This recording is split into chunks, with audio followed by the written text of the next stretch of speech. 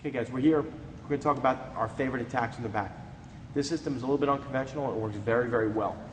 I start with my harness, okay, or my seat belt, as Matt keeps telling me to call it.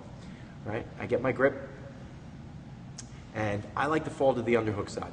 Okay, this side here is the side I'll typically fall. Whatever side is underhooked, that's where I like to go to. Okay, and I'm going to incrementally improve my position. And the first thing that I notice about going to the side that's better is I get a chance to use this leg as a third arm. Right now, my leg is kind of stuck as a hook. Right, I can't do a lot with it. But when I fall down here, right, now I have an ability to use this leg as a weapon. Okay, it's like a third arm.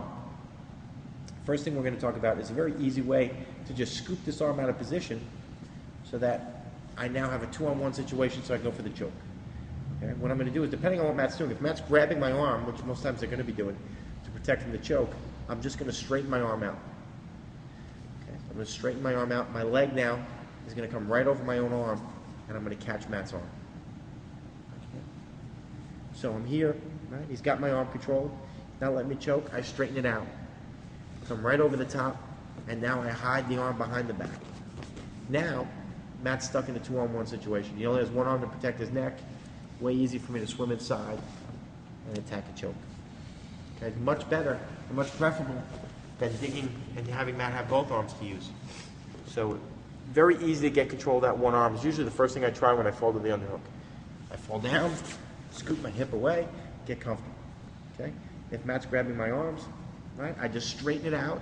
I don't thread the needle. I go right over it. Right over it. And then I pull my own arm out. That leaves me like this. Now I can hide my leg behind Matt's back. That arm is effectively out of position now. Can't do anything with it.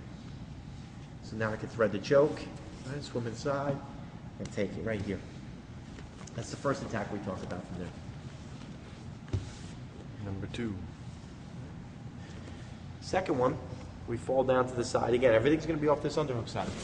And if you look at the hooks, what do the hooks do? The hooks stop a guy from turning one way or another. Right? That's all they do. This one hook stops him this way, that hook stops him that way. That's it. So I'm going to replace this hook with the shoulder hook.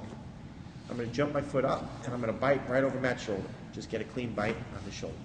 This does the same thing. It stops Matt from turning that way. That's all I want. Okay? Now I'm going to release my harness, and I'm going to hug the shoulder, calling it the false harness. So I got a good bite here, and I got a good bite here. Matt can't turn either way. He's stuck. Okay? My hand now is going to find his chin, not his head, not his ear, his chin, and I'm going to push through. I need to turn Matt away from me. Try and turn back into me, Matt. If I can keep his head turned, it's going to be very easy now for me to bite this bottom leg up and then jump over the head for the armbar. I clamp down, knees together, hips up, finish the arm.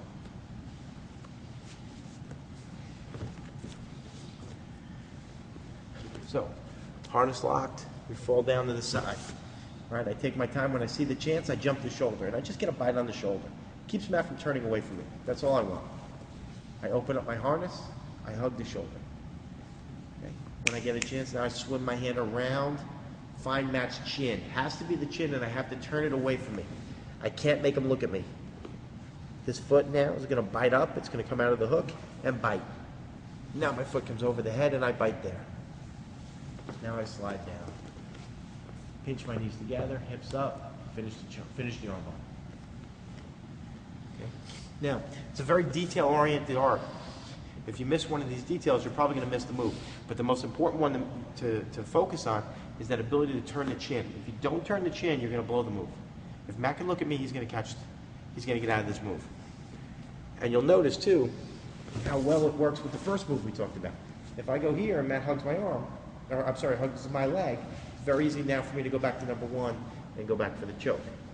So with the shoulder, with the leg here, I have two easy options.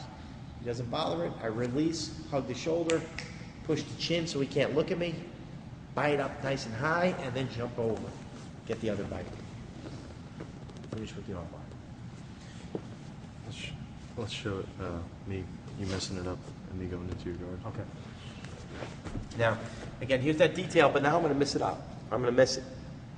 I fall down, I scoot, I jump, right? Everything's perfect so far, except now I push Matt's head. I push his head, it allows him to look at me, and as I go for the armbar, he's going to turn right back in and we wind up back on my guard. So I had the back, and now look where I am, on the bottom. I need to turn that chin. I got to keep him from looking at me.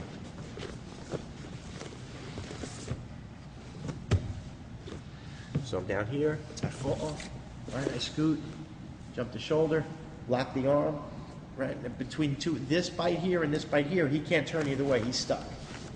Hand's gonna turn the chin, so he can't look at me. Now I bite up and jump over. Now I can sit down, finish with the armbar. And that's the armbar from the back that we like. Right. So I'm here, I fall down to the underhook side again.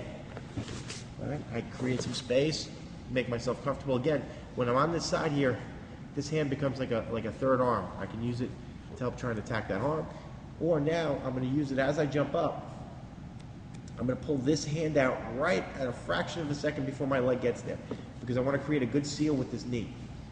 So as this comes up, right, I'm going to pull out. My arm's going to slip out right before it gets there, and I get a good seal on the neck.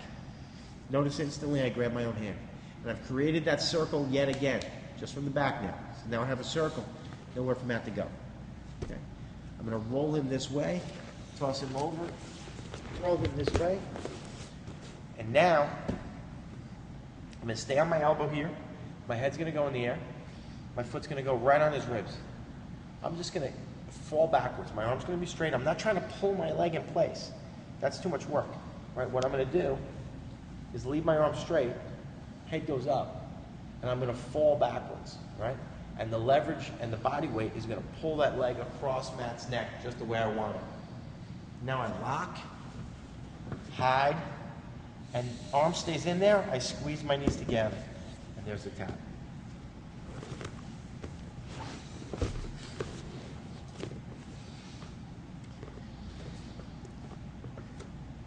You want to tell them why the arm stays in? Yeah. Just to make it tighter. So I'm in here. I fall down to my side. I get comfortable, right? I always like to push off that hip a little bit to give myself a little more room to bite for that triangle. As I jump the triangle, the big difference with the triangle is I'm going to pull this arm out. I want that back of the knee to seal to the neck. As this arm foot's coming out, I'm going to pull out and I'm going to bite, seal to the neck. Always grabbing my leg. So now I've created that circle again. Okay, I'm going to roll him over to here. Okay, my arm's going to stay right here. Right, I'm going to stay on my elbow. My foot's going to go on the ribs. Head up. Now I fall backwards. I'm going to look what happens to my leg. It pulls everything in place. I won't be able to lock a triangle here. But when I arch up, stay on my elbow, and I fall backwards, my leg gets pulled right into place. I lock the triangle. My hand stays in because it helps cut some space off. It helps cut away some space. Without my hand there, he can breathe a little bit easier. So I keep my hand in there. I run my leg behind his back. And now the difference with this triangle is the way I finish the pressure is by squeezing my knees together is what causes the tap. Okay, most triangles, it's more about the pull of the head. Knees together helps. But this one is everything. Squeezing the knees together is everything with this one.